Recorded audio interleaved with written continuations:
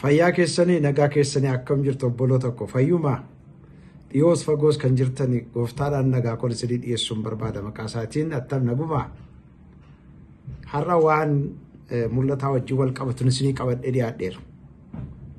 Mul'ata keessan kan balleessu yoo eeggachuu baattan qabxii 8 isinitti dubbadha. Mul'ati jechuun ka'umsa kan qabu galma kan qabudha. Iddoo kaatanii iddoo geessan ijattiin ilaaltan humnattiin ilaaltan yaadattiin hubattan jireenyattiin amantanii jechuudha. Si'a tokko mul'anni gara sadabarsinee dhufneettis achi galagallee ilaalla. Isaarra keessa jirrus ilaalla. Gara fuulduraatti isa dhufuuf jirus ilaalla. Inni gara dabarsinee dhufne seenaa ilaallu sun si'a tokko namoonni inni mul'ata miti garuu ani akkamitti hubadhaa mul'ata samma argaa jirruuf hundeedha jechuudha. Eessa keessaa dhufa mul'ati dubbisuu keessaa dhufa. Seenaa waan namoonni gurguddaan dabarsan keessaa dubbisuu keessaa dhufa. Garaa keenya irratti hafa. Jireenya keenya keessatti hafa. Nu kakaasa jechuu kooti. Nu onnachiisa jechuu kooti. Mul'anni karaa adda biraa waaqarraa namaa dhufa. Waaqayyoon namaa kenna. Waaqumatu sammuu kana banee namaa kenna. Waaqayyotu si waama isinitti agarsiisa jechuu kooti. Kana macaafi qulqulluun kanaan sooressadha. Yoo dubbistan baay'ee argattu. Mee waan gara mul'ata keessan balleessutti dafee darba. Yoo eeggachuu baatan tokkoffaan barsiisa dubbii waaqayyoo isa jiraataa kanaaf yoo bitamuu baattan, yoo buluu baattan, yoo abboomamuu baattan mul'ati keessan karaatti isin harkaafa. Sagaleen gooftaa akkas jedha. Seerri kee miilla kootiif ifa karaa koo irratti immoo ibsaadha. Sagaleen gooftaa karaa isin mul'ata keessan fudhattanii irra deemtan kana ibsee isinitti agarsiisaa jechuudha. Akka isin irraa maqneef akka isin iddoo kaatan galma keessan akka isin geessan isinitti agarsiisa jechuudha. So kanaaf dubbii waaqayyoo kana jalatti bitamu jechuudha. Dubbii waaqayyoo kana akkuma referaansii wayiitti fayyadamne jireenyi keenya adda biraa ta'e garuu mul'ati keessan isin harkatti baduu danda'a, kufuu danda'a.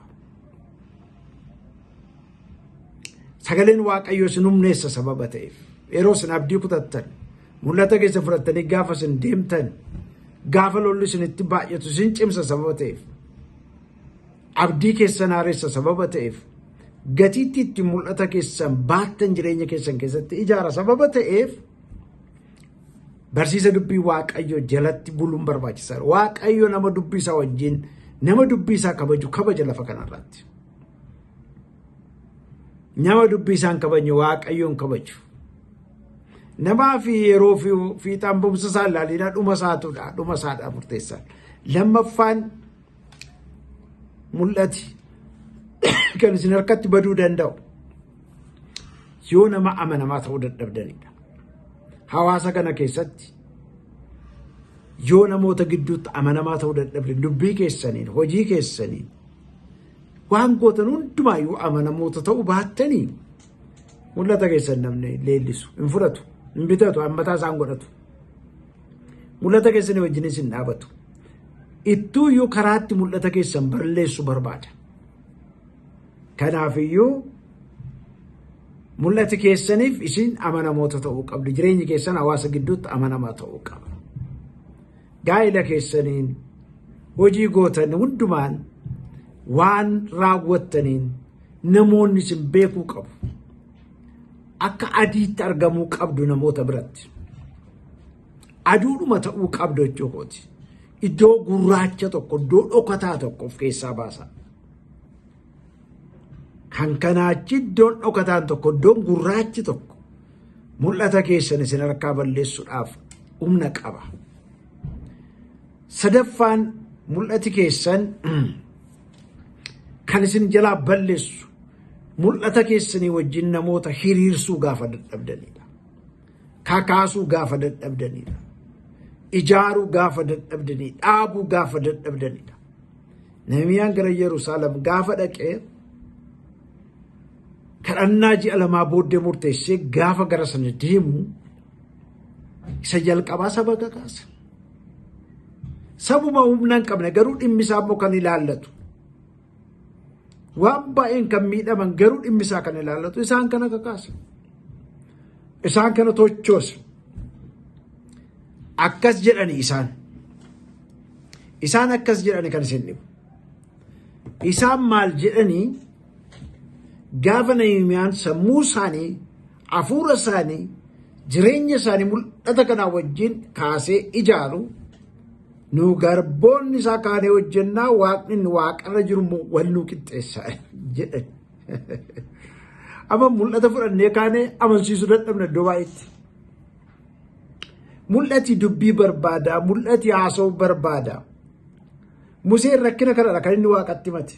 Gaara Horeb irratti gaafa Waaqayyotti mul'ate ati geggeessaa saba kootiitti hin jedha. Haasa'uu hin danda'ani. Akkamittan mul'ata kana gurguradhaa. Akkamittan amansiisee saba kana faana buusaadhaan rakkina afaanii qabaadha.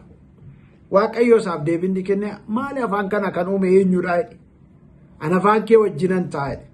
Nama dubbachuun si gargaaru maaroonii nan sii kennaatti jedhe.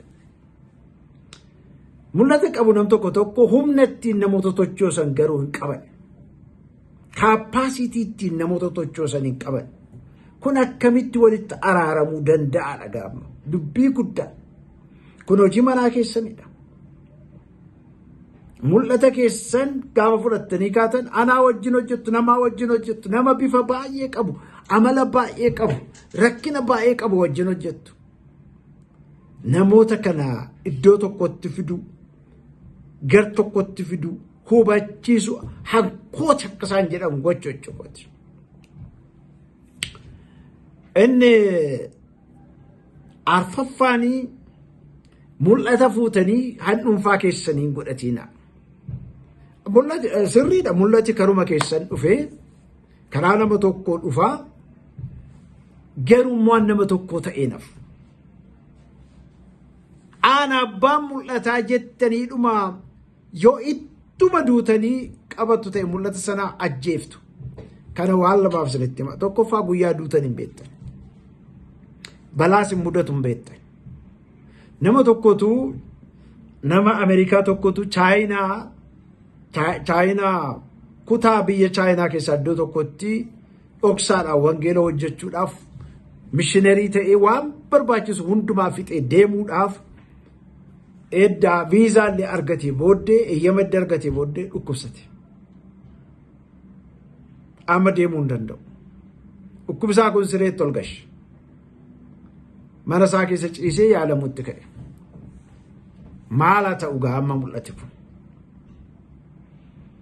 Akkasumas namni kun kaartaa Chaayinaa fidatee iddoo mana isaa ciisicha isaa keessatti maxxansee kutaa biyya Chaayinaa keessaa iddoo deemu sana harka isaatti qabee amma gaafa du'utti kadhata ture. Otuun du'iin waldaan Kiristoos iddoo sanatti wangeelli Kiristoos lallabamee namoonni gooftaa fudhatanii gabaasa dhufeef. Abbaan mul'ataa ana, yes you are right. Situ mul'ata fide ani isa mormiin qabu mul'ati karaa nama tokko dhufa. Garuu mul'ata keessan bira namoota hiriirsa baay'ee hiriirsa. Yesuus Kiristoos gara biyya lafaa kanaa gaafa dhufu mul'ata fidee dhufe qaba. Mul'ati Yesuus Kiristoos faayinaalii inni dhumaa galmi isaa inni dhumaa nama du'aa gara jireenyaatti fidudha. Du'a mo'uudha, cubbuu mo'uudha. Namoota waaqayyoof uumamaaf mataasaa wajjin namoota wajjin walitti araarsuudha. Hojiin kun kan Yesuus Kiristoos duwwaa ta'ee nafne ani sinne. Nama 12 fideetu of faana hiriirseetu isaanitti kenne mul'ata kana. Isaan iyyuu akkas jedhan gaafa dubbatanii Qorontoos 2:5-7 gubbaa sagalee araaraa nu keessa kaa'edhan. Araarsuutti darbanii jechuudha. Egaa kana itti yaada kuni warra siyaasaatiifis warra daldalaatiifis warra maatiifis warra kamiifiyyuu warra waldaa kiristaanaa tajaajilaniifis hin fayyada. Hanuma keessan duwwaa gootanii kaa'inaa jechuudha. Gara biraanii yookaan shanaffaanii mul'ata keessanii yaada isiniif kennamu fudhachuu dadhabudha. Amma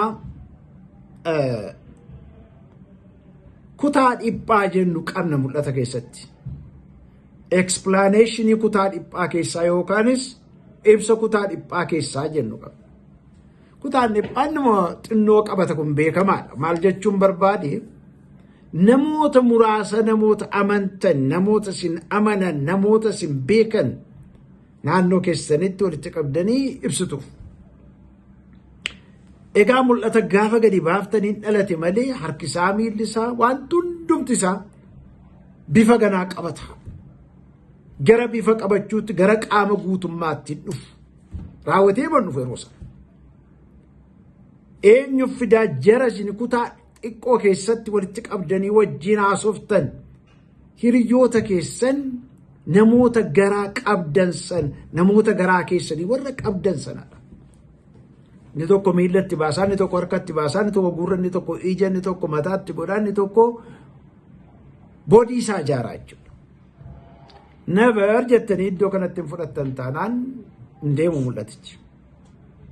Balaa qabaachuu qooti.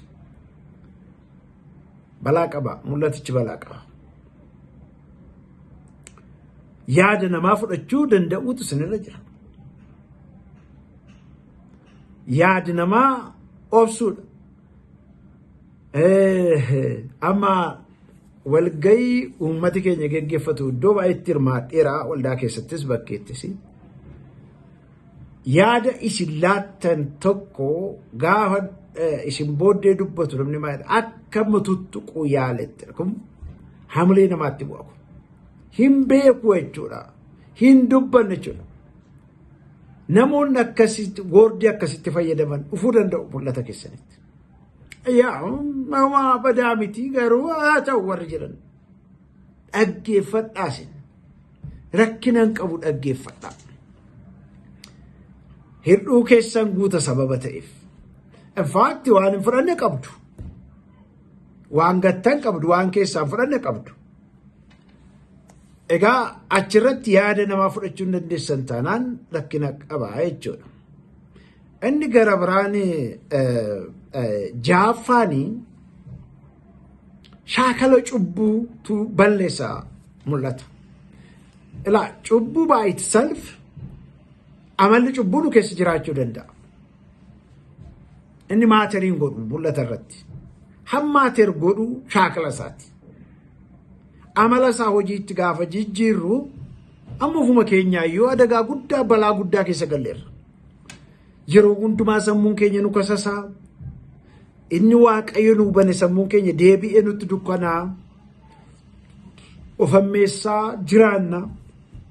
Maafan uumame ani of hin jettu. Akkamatti mo'ama'an. Akkamatti cubbuun kun namoota jettu waa'ee mul'ata keessan lafa keessanii waa'ee shaakala cubbuu keessanii keessaan lola isinitti banameef deebii kennaa ooltu jechuudha. Namni nagaadha ishee gaafa isin kofaltan, gaafa isin nama wajjin haasoftan, dhugdan, nyaattan, jireenya hawaasummaa hirmaattan namni nagaadha. Garuu isin lola guddaa keessa jira sammuun keessan yeroo sana. Mul'ataaf eegaa achumatti hafee waa'ee mul'ata. Mul'ati yaada gadi fagoo barbaada. Waaqayyoo isinii kafa kenna. Dubbisaa maalirraas fida. Egaa yaada gaarii Waaqan nama keessa kaa'attamannan. Yeroo sana isa dhiiftanii gaa lola adda biraa keessa lixxu amaalan ta'a. Gaaf tokkoon salphadhaa. Gaaf tokkoon salphadha qaanaa. Shaakala kana gaaf tokko namni irratti bara yettanii dhiphachuu jalqabdu. Waa'ee mul'ataaf egaa. Mul'ata keessan fudhattanii isa kaatan sana fudhattanii fiiguudhaaf shaakala kana keessaa bahuun dirqamadha. Shaakala kana keessaa yoom akka baatan egaa maater gochuu danda'a. Nam tokko maal jedhee Waaqa arrabsa nama tokkotu. Gaafa jalqabanii natti mati ani naangaluu didi. Waaqan arrabsaamanii ofumaan isinii wajjin waaqeffadha malee waaqan arrabsan. Maalidha kun? Hima arrabsa keessi koo Waaqayyoon arrabsan. Ani yeroo sana kunnaan garuu namni kitaaba dubbisee waan tokko hubate maal jedha nam tokko waggaa 4 waaqa arrabse. Garuu waaqeffata keessa in arrabsa waaqayyo. Diinatu keessatti hojii hojjete. Dasii booddee waggaa 4 booddee waaqa ona hiikeedha. Amma shaakala hannaa keessa, shaakala ejjaa keessa, shaakala dhugaatii machii keessa, hammeenyaa keessa gallata. Achumatti staak godhe egaa mul'ati keenya achumatti staak godhe jechuudha. Mul'ati hafuura tasgabbaa barbaada. Xaa'oon mul'ataa jireenya keenya keessa qulqullina ni jalqaba. Sagalee waaqayyoo hafuura waaqayyoo wajjin walii galanii jiraachuun inni qulqullina. Inni xaa'oodha. Qulqullinni sun xaa'oodha mul'ata keenyaaf. Hin misoomsaa jechuudha. Hin misoomsaa jechuudha. Nama jeestanii saamtanii horii namaa mataa keessanii godhatanii sooramtanii abbaa mul'ataati jechuudha hin dandeessani. Laakka akkas miti.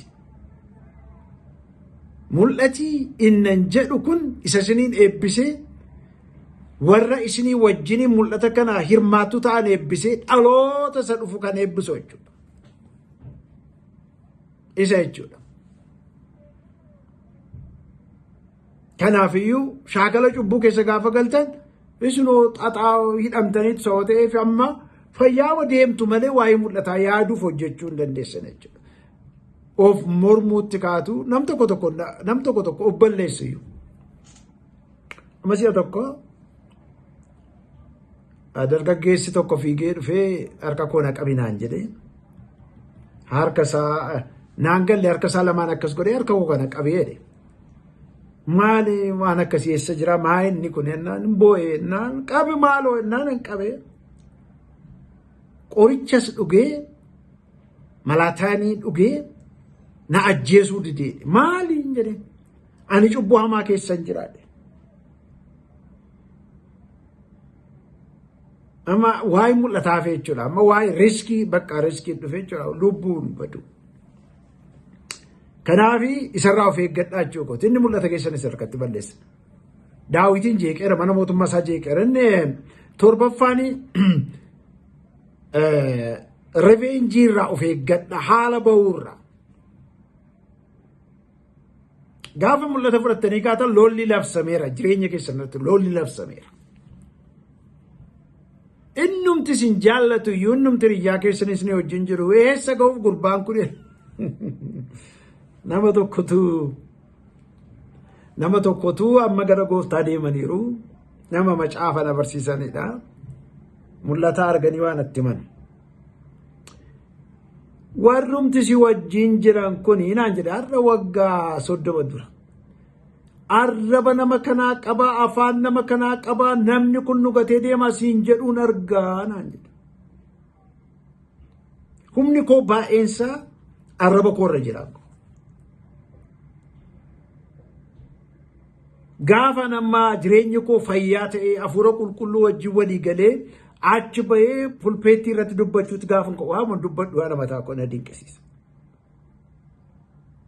Aangoosaa humna isaa waaqayyo arraba koorra naa kaa'e arraba koo naa tuqe akka Isaayyaas. Dhuguma naa galanni namichi jedhu nan argas gufuu baay'ee darbeera. Egaan amma yoo dhaabattanii kanaafan deebii kenna jechuu jalqabdanii maal taatu. Amma gaafa mul'ata fudhadhee ka'ee chaalenjii gurguddaan na mudateera achi keessa garuu waan lama duwwaa isinitti namnanii wangeela irraa dhaga'ee disaayipil na godhe jedhu kuni gaafa mul'ata fudhadhee ka'u biirootti namaa meekkannaan jedhe ati dhumni kee kadhattuu ta'aa naan jedhe. Maal jettu gaa amma kana maal deebii laattuuf naananii dhaabadhee yaadeeni mul'ata akkasiin qabuun jedhe. Mul'ata akkasiin qabu hundumti keenya yommuu agarraa yeroodhuma malee yeroo booddee maa agarraa hunduma isaa jedheetan bahe hamaan dubbanne jechuudha. Tokkommoo maallaan jedhe mul'ata amma jettee qabattee kaatu kana yoo dhiifta ta'e mana rifeensaan sii banaa rifeensa mataa namaa sirreessinaa jedhe. Fayyaa ta'aa yaada keessan kanaaf fayyaa ta'aa garuu umatti fufaan jedhe. waldaan keessatti gooftaatti amanee baradhee amantii koo jabeeffadhe keessa lubii jiru immoo gaaf tokko gaafa galee jalqaba taa'ee militarii booddee deebi'ee dhufee waaqeffachuuf taa'uu xalaa gabaabduu tokko barreessee karaa keessumsiisaa natti erge. Mana kana keessatti cu'aalloo bitti hinadhii yoo itti morma kee qabeensi salphisee gassi baasaadha jedhee naa barreesse. Nagaa akkas dubbisee waan gabaabaadha. Maaltu na dhiisiise naaniin jedhee. Anoo waaqeffachuun dhufe akkuma warqaa waaqeffatanitti waaqeffadha. Egaa sakaan isinitti himu. Sama qaballeessii duula namarratti duulu isinitti himu. Amma kana hundumaaf dhaabadheen yeroon kennu jedhe mul'atichi maal ta'aadha meenatti maal. Isa waaqayyoof dhiisuudha. Isa waaqayyo waaqa jiraataatiif dhiisuudha. Ama nan laala sooshaal miidiyaa kanarratti yeroo wal arrabsan yeroo waliif deebii kennan maafan deebii kennaan ana tofii falmaa isa abbaa mul'ataa waaqayyo naa kennin naa falma. Isa sii mul'ate baadhuu deemi ati gara galma keessa dhumaatti ariifadhati. Kanaaf deebiin kennu jette mul'ati keessa ati sin baddu boodde. Inni dhumaa egaa kanarraa sin bal'istanii gabaabsitanis ibsuu dandeessu. Inni dhumaa haala laalinaa haala laaluun mul'ata nama harkatti balleessa. Amma gara Nehemiyaatti sin deebisa. Nehemiyaan gaafa gara Yerusaalem dhufe jireenyi saba sanaa jireenya hawaasummaa isaa diigamaadha. Jireenyi dinagdee isaa diigamaadha. Jireenyi siyaasa isaa diigamaadha. Jireenyi militarii isaa diigamaadha. Jireenyi amantii isaa diigamaadha. Saba diigamee waan diigamuu dhabe kana wajjin maal hojjettu? Akkamitti kaa Yerusaalemiin dallaa isaa haaressinaatti hin jettuun yoo haala kana laaltan. Isa laphee keessan keessa jiru isa waaqayyo laphee keessan keessa kaa isa waaqayyo isinitti kennu sana lallaa. Warra karaa bukkee ta'anii isin arrabsan karaarra warra hin jirre jechuukooti. Warra karaa dalgaa maqaa argachuuf isin arrabsan hin dhagayina. Warra of tuulummaa jireenya isaanii bitee bu'aa mataa isaaniitiif waan barbaadan godhan ilaalina.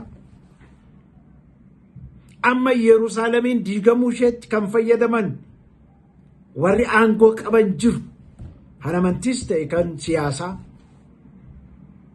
Dallaan sun deebi'ee ijaaramuun militariidhaaf, politikaalii, ikoonomikaalii waan baay'eedhaa fi sentire akka ta'e beeku isaan.